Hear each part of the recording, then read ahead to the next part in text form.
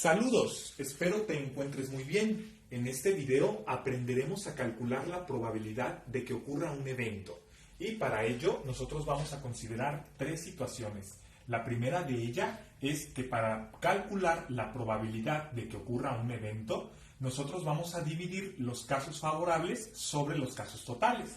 Poniendo un ejemplo, supongamos que nosotros lanzamos una moneda al piso y queremos saber la probabilidad de que la moneda caiga en cruz. Entonces, para poder saber esa probabilidad, nosotros vamos a dividir los casos favorables, es decir, que caiga en cruz, pues es un caso, sobre los casos totales. Pues hay solamente dos casos, que sea cruz o que sea sello. Entonces, los casos totales van a ser dos. Por lo tanto, la probabilidad de que la moneda caiga en cruz será 1/2, que representado en forma decimal es igual a 0.5. La otra situación que debemos de considerar es que siempre una probabilidad para un solo evento debe de estar en un rango de entre 0 y 1, como por ejemplo la probabilidad de que la moneda caiga en cruz, que se encuentra justamente a la mitad, 0.5. En ese sentido, no podemos tener probabilidades negativas y tampoco podemos tener probabilidades superiores a 1. Y el último caso es que la suma de todas las probabilidades para una misma situación nos tienen que dar 1. Regresándonos al ejemplo de la situación de la moneda, pues nosotros tenemos dos probabilidades, que caiga en cruz o que caiga en sello.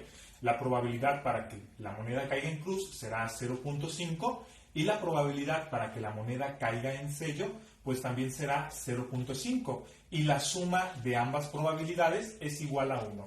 Nosotros también lo podemos representar en forma de una fracción, por ejemplo, 1/2 más 1/2 pues es igual a 2/2 y esto a su vez es igual a 1 también. Entonces, siempre que nosotros tengamos en consideración estas tres situaciones, podremos calcular sin ningún problema cualquier probabilidad para un evento. Si se lanza un dado, ¿cuál es la probabilidad de, inciso A, de que caiga un número 3, inciso B, de que salga un número par e inciso C, de que salga un número mayor a 4? Para resolver este problema, primero vamos a identificar los casos totales que tenemos.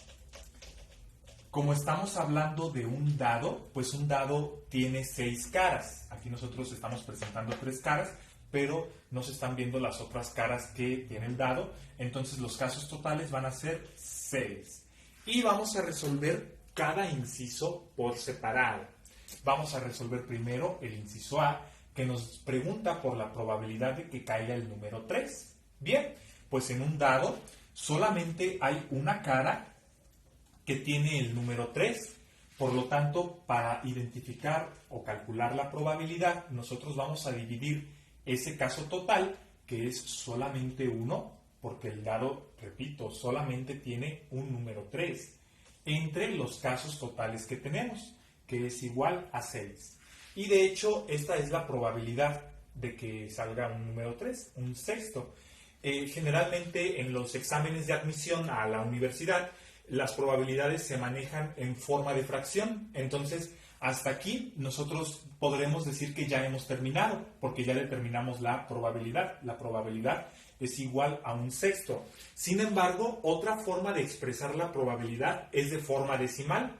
Entonces, nosotros lo podemos representar de forma fraccionaria, y está correcto, o convertirlo a su forma decimal. Y lo único que hacemos pues es dividir 1 entre 6. El resultado es igual a 0.166666, que podemos redondear como 1.7. Muy bien, ahora vamos a calcular la probabilidad de que salga un número par, el inciso B. Hay que identificar cuántos casos tenemos para un número par. Pues en un dado, el 2 es un número par, el 4 es un número par, y el mismo 6 también es un número par. Entonces nosotros tenemos 3 casos en un dado para obtener un número par. Por lo tanto, vamos a dividir 3 entre 6. Y Antes de decir que ya hemos terminado, debemos de simplificar esta fracción. Si tienes dudas sobre cómo simplificar una fracción, te invito a que veas el video de simplificación de fracciones que se encuentra en este mismo canal. Pero a grandes rasgos lo podemos explicar. Debemos de buscar un número que divida a ambos números, tanto al numerador como al denominador. Pues ese número es el 3. El 3 los puede dividir a ambos. Entonces dividimos 3 entre 3 es igual a 1 y 6 entre 3 es igual a 2. Entonces la probabilidad de que salga un número par es igual a 1/2. Pero insisto, si quieres entender más a detalle, más a profundidad cómo simplificar una fracción, te invito a que veas ese video donde lo explico más detalladamente. Y ya, si lo queremos convertir a un número decimal, pues solamente dividimos 1 entre 2 y eso es igual a 0.5. Y finalmente, para el inciso C, nosotros queremos identificar la probabilidad de que salga un número mayor a 4. En un dado, ¿qué números mayores a 4 existen? Pues el número 5 y el número 6. Y ya, hasta ahí terminamos porque el dado ya no tiene más de 6 lados. Entonces solamente tenemos dos casos favorables, que es 5 y 6. Por lo tanto, vamos a dividir 2 sobre 6, que es igual a 2/6. Y también podemos simplificar esa fracción. ¿Qué número divide tanto al 2 como al 6? Pues en este caso, el 2 los divide a ambos.